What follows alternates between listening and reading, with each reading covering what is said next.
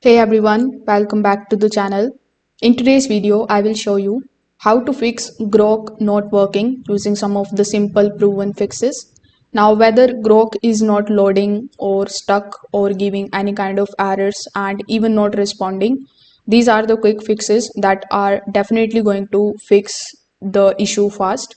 So without further delay, let's get straight into it. So first of all, you need to come here on grok.com in your web browser. So when you are here and when you are facing any kind of errors or glitches over here, the first thing that you need to do is to simply refresh the page once. So here you are going to see this refresh button. So you need to simply press it once, then wait for some time until the page loads. Now, once the page loads, you need to check whether it is working properly now or not. If the issue still persists, you can go for the hard reset of the page.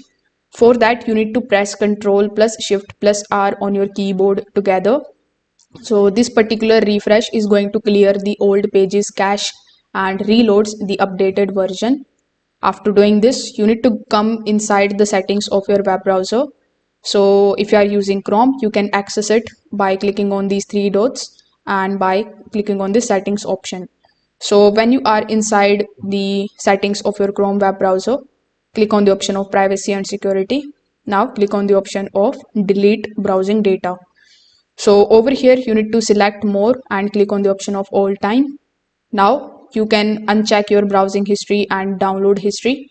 Then you can click on the option of delete data.